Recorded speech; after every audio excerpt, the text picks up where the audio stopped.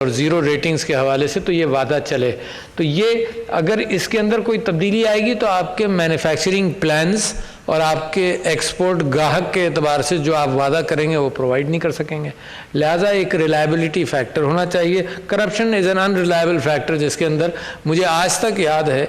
मैं नाम नहीं लूँगा, एक वज़ीर मुझसे ये कह रहे थे, कोई पुरानी बात है 1998 की या 99 की, एक वज़ीर साहब और उसके गवाह भी आज मौजूद हैं, जिसके अंदर एक गवाह फ़ख्र आलम है जो हमारा यूथफुल क्रिकेट के अंदर भी अब कंपेयरिंग करता है। उसके घर में दावत थी और एक वज़ीर साहब मुझको ये कह रहे थे कि जी मैं अपने लीडर से, एक पार्टी के लीडर से ये कह रहा हूँ कि 30% कट जो है वो तुम मिनिस्टर को दे दो।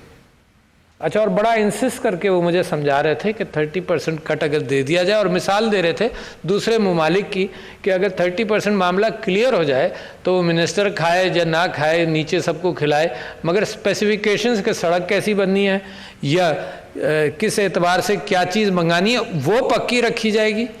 ये इंश्योरेंस वो गारंटी कर देगा मिनिस्टर कि वो सब चीज़ें पक्की होंगी और वो 30% उसको कट मिल जाएगा, मगर चीज़ों के अंदर गड़बड़ नहीं होगा। तो उस दौर से भी हम गुजरे जब इतना जस्टिफिकेशन तलाश किया जाता था कि नहीं जी करप्शन को फॉर्मलाइज कर लिया जाए। अच्छा दुनिया के अंदर एक्सपेरिमेंट्स भी हुए हैं इस हवाले से। ब्राज़ील के अंदर एक एक्सपेरिमेंट ये हुआ कि कंपनीज़ ने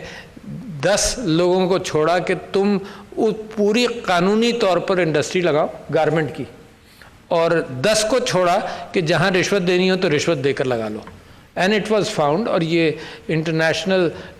बिजनेस के एतबार से ये स्टडीज़ कोट होती हैं कि जहाँ ये कहा गया कि थोड़ी सी जो रिश्वत देनी है वो दे दो, तो कम से कम वो ग्रुप जो रिश्वत खिलाता हुआ चीज़ें सेटअप कर रहा था उसने 8-10 महीने में कर ली, और वो ग्रुप जिसको कहा गया था कि नहीं तुम कानूनी तौर पर चलोगे उसको 2 साल लगे। तो एक जस्टिफिकेशन ये पैदा हुआ कि क्योंकि वो लग गया लिहाजा मईशत के अंदर फ़ौरन टर्नओवर भी शुरू हो गया, मुलाजमतें भी शुरू हो गई। मगर इन द लॉन्ग रन